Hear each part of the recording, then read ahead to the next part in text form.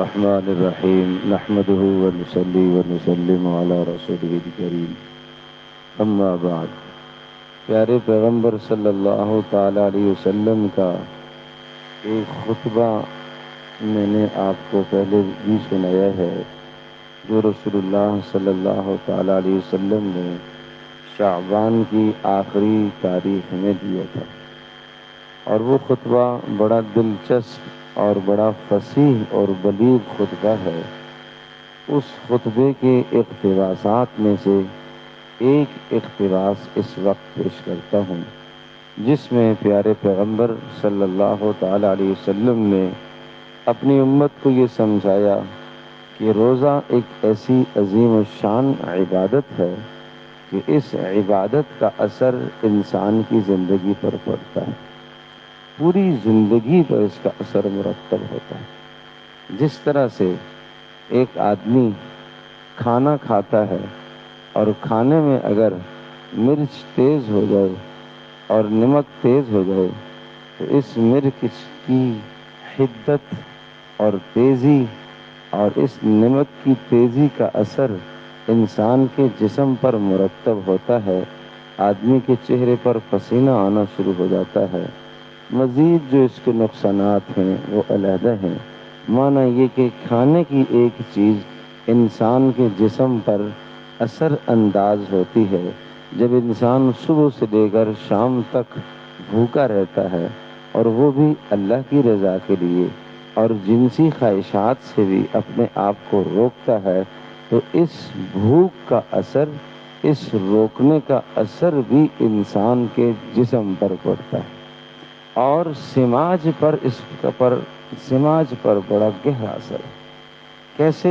رسول اللہ صلی اللہ تعالی علیہ وسلم نے فرمایا کہ یہ رمضان کا مہینہ شہر المواسات، یہ غمخواری کا مہینہ ہے، یہ دوسروں کے غم بانٹنے کا مہینہ ہے، دوسروں کے غموں کو ہلکا کرنے کا مہینہ ہے، یہ دوسروں کو تسلیاں دینے کا مہینہ ہے۔ اپنے پاس جو مال آ گیا، جس مال سے آپ اپنے اچھے کپڑے بنوا سکتے ہیں، آپ اپنے بچوں کے اچھے کپڑے بنوا سکتے ہیں، اگر آپ اپنے لیے بچوں کے لیے 3,000 کا ایک جوڑا خریدنے کی کوشش کرتے ہیں تو آپ تھوڑے سے کم پر آ جائیے۔ وہ جو کم رقم کی آپ نے اور جو بچت حاصل کی ہے، اس کو آپ سماج پر خرچ کریں، اس کو آپ معاشرے میں آپ دیکھیں، کوئی غریب ہے، ایک جوڑا اسے فراہم کر دیں۔ آپ نے اپنے گھر کے 6 جوڑے خریدے، 6 کے ساتھ آپ 7واں جوڑا خرید لیں۔ خواتین کے آپ نے 4 جوڑے خریدے، ایک آپ اضافی جوڑا خرید لیں۔ کیوں؟ اس لیے کہ یہ رمضان کا مہینہ، یہ شہر المواسات ہے، یہ غم بانٹنے کا مہینہ ہے، یہ کسی غریب، کسی حاجت مند کو اپنے ساتھ خوشیوں میں شریک کرنے کا مہینہ ہے، یہ اپنے ساتھ شریک کرنے کا مہینہ ہے۔ اتنے بے شمار اثر اس کے مرتب ہوتے ہیں، اور زندوں پر بھی مردوں پر بھی۔ مجھے موقع ملا، میں اگلی نشستوں میں یہ باتیں بڑی اہم عرض کروں گا، بڑی اہم باتیں۔ تو میں یہ عرض کر رہا ہوں آج کی نشست میں کہ اس روزے کا اثر معاشرے پر پڑتا ہے، اس لیے کہ غمخواری کا مہینہ ہے، سماج پر اس کا اثر پڑتا ہے، اور ہم خود صبح سے لے کر شام تک جب بھوکے ہوتے ہیں تو یہ بھوکا رکھنے کا مقصد کیا ہے؟ تاکہ میرے دل میں بھوکوں کا احساس پیدا ہو۔ یہ بھوکا رکھنے کا اور پیاسا رکھنے کا مقصد کیا ہے؟ تاکہ میرے دل میں بھوکوں اور پیاسوں کا احساس پیدا ہو، اور پھر میرے دل میں ان کو کھلانے کا جذبہ پیدا ہو۔ انما نطعمکم ویطعمون الطعام علی حبہ مسکینا ویتیما واسیرا۔ اللہ نے کتنے خوبصورت انداز میں سماج کی اس بات کو ذکر فرمایا، کہا اللہ کے مقرب بندے اور صرف مقرب نہیں، جنت میں جانے والے بندے اور وہ لوگ کہ جن کے لیے جنت میں اللہ نے بے پناہ نعمتیں تیار کر کے رکھی ہیں، ان کی خوبی وَيُطْعِمُونَ الطَّعَامَ، وہ کھانا کھلاتے ہیں عَلَى حُبِّهِ، باوجود یہ کہ کھانے سے خود محبت ہے، اس کپڑے سے خود محبت تھی، اپنی ذات کے لیے استعمال کرنا چاہتا تھا، لیکن اللہ کی رضا کے لیے اس نے کسی حاجت مند کو دے دیا۔ وَيُطْعِمُونَ الطَّعَامَ عَلَى حُبِّهِ، کس کو کھلاتا ہے؟ مسکیناً، کسی مسکین کو تلاش کرتا ہے، اور کس کو؟ وَيَتِیمًا، کسی یتیم کو تلاش کرتا ہے، اور کس کو؟ وَأَسِیرًا، کسی قیدی کو تلاش کرتا ہے۔ اللہ اکبر! قیدیوں کا مجمع تو بالکل ہی آج ہم سے الگ تھلگ مجمع ہے۔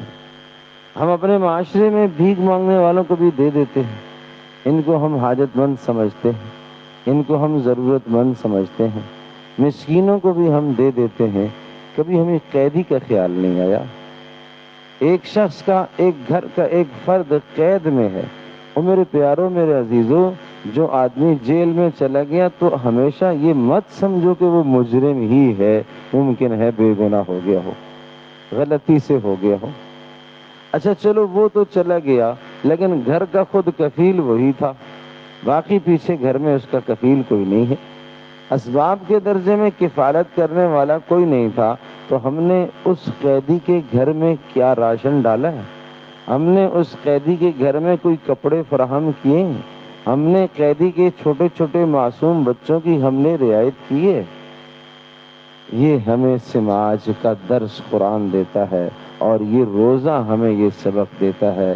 وَيُطْعِمُونَ الطَّعَامَ عَلَى حُبِّهِ مِسْكِينًا وَيَتِيمًا وَأَسِيرًا، کہ یہ کھانا کھلاتے ہیں اور کھانے سے محبت ہونے کے باوجود، اور دوسرا معنی یہ ہے اللہ سے محبت کے لیے یہ کھانا کھلاتے ہیں، مسکین کو بھی، یتیم کو بھی، قیدی کو بھی کھلاتے ہیں، قیدی کو بھی فراہم کرتے ہیں، قیدی کو بھی کھلاتے ہیں۔ پیارے پیغمبر صلی اللہ تعالی علیہ وسلم کا قیدیوں کے ساتھ کیا ہی بہترین رویہ ہوتا تھا، کیا ہی خوب رویہ تھا۔ ثمامہ بن اثال رضی اللہ تعالی عنہ،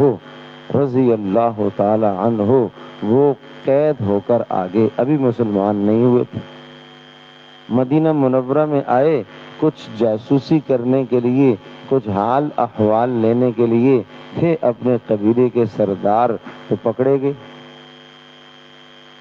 گئے اور لا کر مسجد کے ستون کے ساتھ باندھ دیے گئے۔ اب وہ مسلمانوں کے حالات کو دیکھ رہے ہیں، اب مسلمانوں کا رویہ دیکھ رہے ہیں، کس پیار سے ہر کوئی آ کے پوچھتا ہے کھانا کھایا ہے، ہر آدمی آ کے پیار سے پوچھتا ہے پانی پیا ہے، ہر آدمی پیار سے پوچھتا ہے کوئی حاجت تو نہیں ہے، ہر آدمی محبت سے پوچھتا ہے حاجت، قضائے حاجت کے لیے تو نہیں جانا، میں کھول کر لے جاؤں۔ پھر رسول اللہ صلی اللہ تعالی علیہ وسلم آتے ہیں، وہ پوچھتے ہیں ثمامہ کیا حال ہے؟ تو ثمامہ کیا حال ہے؟ ثمامہ بولتے ہی نہیں ہے، ثمامہ ناراضگی کا اظہار کیا ہوا ہے، خاموش ہے۔ ثمامہ میری مسجد تو دیکھو کیسی لگتی ہے، نہیں اچھی لگتی، تو ہمارے آپ جیسا ہوتا تو کوئی رکھ کے چماٹ دیتا۔ اچھا ثمامہ میرا شہر تو دیکھو کیسا لگتا ہے، نہیں اچھا لگتا۔ سچ گو تھے نا، سچ گو تھے، سچ بول دیا۔ اچھا ٹھیک ہے، ایک دن پوچھا یہی جواب، دوسرے دن پوچھا یہی جواب، تیسرے دن پوچھا یہی جواب۔ پھر آپ نے فرمایا بھائی ثمامہ کو کھول دو اور اس کو امن و امان کے ساتھ مدینے کی سرحد سے پار کر کے آ جاؤ، تاکہ کوئی اس کو ادھر قتل نہ کر دے۔ ثمامہ کو کھول دیا گیا، سرحد سے پار کر کے آگے، تھوڑی دیر گزری کہ ثمامہ واپس آ گئے۔ سماما کیا ہوا، واپس کیوں آ گئے؟ کہا جسم تو آپ نے آزاد کر دیا مگر دل آپ نے قید کر لیا۔ نہیں سمجھے؟ آپ نے اپنے اخلاق سے دل قید کر دیا ہے، لہذا مجھے کلمہ پڑھائیے، میں مسلمان ہونا چاہتا ہوں۔ یہ ہے سماج، یہ ہے اسلامی سماج۔ ہم دیکھیں نا اپنے گرد و نواح کتنے غریب ہیں، کتنے حاجت مند ہیں، کتنے یتیم بچے ہیں، ان کے سروں پر شفقت کا ہاتھ رکھیں، پیار کا ہاتھ رکھیں۔ آپ کے پاس استطاعت گنجائش بڑی نہیں ہے، عجیب بات، قربان جاؤں رسول اللہ صلی اللہ علیہ وسلم کا لایا ہوا دین، آپ کے دین میں کثرت کی بات ہی نہیں ہے کہ آپ لاکھوں روپیہ دے دیں، کثرت کی بات ہی نہیں ہے یہاں بات ہے اخلاص کی، یہاں بات ہے حسن عمل کی۔ عمل خوبصورت کون کر کے لاتا ہے؟ اخلاص کس کے عمل میں زیادہ ہے، اس کے لیے اللہ کے ہاں فیصلہ ہوتا ہے۔ آپ اپنی آمدنی میں سے جو آپ کی آمدنی ہے، جو قلیل آمدنی ہے، آپ اپنے اقربا، اپنے اعزاء، اپنے رشتہ داروں میں تلاش کیجیے۔ سب سے پہلا حق یہ ہے، ان کو تلاش کریں، ان تک آپ پہنچائیں۔ آپ افطار پہنچا دیں، کھجوریں پہنچا دیں، پھل کبھی پہنچا دیا، یہ میری طرف سے آپ کو تحفہ ہے۔ یہ غم خواری کا مہینہ ہے، دوسروں کے غم کو بانٹنے کا مہینہ ہے بھائی، دوسروں کے غموں کو بانٹنے کا مہینہ ہے۔ تو اس لیے بھائی یہ کوشش کرنے کی بڑی سخت ضرورت ہے، بڑی سخت ضرورت ہے۔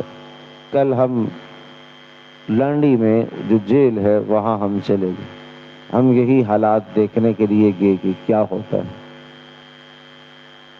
اور یہ خیال پیدا ہوا کہ کچھ تھوڑا سا جو ہمارے بس میں ہو، ہماری استطاعت میں ہو، جو ہمارے مخلص ساتھی اس میں حصہ ڈالنا چاہیں تو ہم وہاں قیدیوں کو کچھ افطار کرا دیں یا ہم ان کی کچھ ضرورت پوری کر دیں۔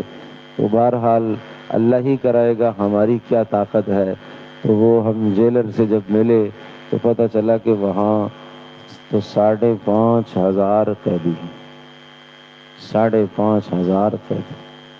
اب 5,500 قیدیوں میں افطار کو فراہم کرنا یہ اللہ ہی کرے گا، ہم تو ایک اسباب کے درجے میں کوشش کرنے کی وسعت رکھتے ہیں۔ تو یہ بات بھی آپ سے اس لیے شیئر کر دی، کل ظہر کا جو بیان نہیں ہوا تھا اسی لیے نہیں ہوا تھا کہ میں وہاں گیا، نماز پڑھ کے فوری میں وہاں گیا، اس لیے بھائی بس میرے دل میں یہ بات آئی، وہ منظر میں نے وہاں دیکھے، وہ مناظر میں نے وہاں دیکھے، تو یہ سب کچھ دیکھنے کے بعد میں آپ سے اس بات کی درخواست کرتا ہوں کہ آپ اپنے قرب و جوار میں ایسے احباب و افراد کو تلاش کریں جو حاجت مند ہیں، جو سفید پوش ہیں۔ آپ تحقیق کر کے اپنا پیسہ لگائیں، تحقیق کر کے اپنی زکوٰۃ دیں، تحقیق کر کے اپنا فطرہ دیں، تحقیق کر کے صحیح مصرف پر آپ پیسہ دیں، آپ مت پیسہ پھینکیے۔ لیکن بہرحال عرض یہ کر رہا تھا کہ روزے کا سماج پر اثر پڑتا ہے، تو روزہ ہمیں یہ سکھاتا ہے کہ جس طرح سے آپ نے بھوک برداشت کی، پیاس برداشت کی اور بھوک اور پیاس برداشت کی ہے، اسی طرح سے معاشرے میں اور بھی بھوکے ہیں، ان کی فکر کرو بھائی، ان کی فکر کرو۔ جس طرح سے عید پر آپ نئے کپڑے پہنتے ہیں، اور بھی لوگ ہیں جن کے پاس نئے کپڑوں کی استطاعت نہیں ہے، جن کے بچے تڑپتے ہیں نئے کپڑوں کے لیے۔ بچوں کو کون سمجھائے گا؟ بچہ تو بچہ ہوتا ہے، ان کے بچوں کی فکر کرنا آپ کی ضرورت ہے۔ اور اکابرین اور تبع تابعین اور تابعین اور صحابہ کرام، عام طور پر ان کا معمول پتہ ہے کیا ہوتا تھا؟ وہ شعبان میں یا رمضان میں شروع ہوتے ہی سب کچھ نکال دیتے تھے پیسے، کیوں؟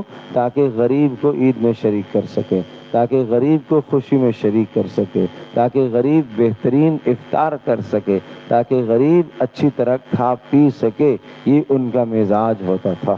تو اس لیے یہ درخواست ہے اس معاملے میں اپنے آپ کو آگے بڑھائیں۔ تو میں نے عرض کیا کہ روزے کا سماج پر بڑا گہرا اثر پڑتا ہے، اپنے آپ کو درست کیجئے، ایک بہترین شہری بننے کی کوشش کیجئے، ایک بہترین انسان بننے کی کوشش کیجئے، ایک خیرخواہ ہمدرد انسان بننے کی کوشش کیجئے، دل میں دوسروں کا درد رکھنے والی محنت کرنے کی کوشش کیجئے۔ مسلمان چاہے یہاں میں ہو، مسلمان چاہے دوسرے ملک کا ہو، مسلمان چاہے فلسطین میں ہو، وہ آپ کا بھائی ہے، اس کے ساتھ ہمدردی اور خیرخواہی کے جذبات رکھنا یہ میرے اور آپ کے ایمان کا حصہ ہے۔ اللہ پاک ہم سب کے لیے عمل کرنا آسان فرمائے۔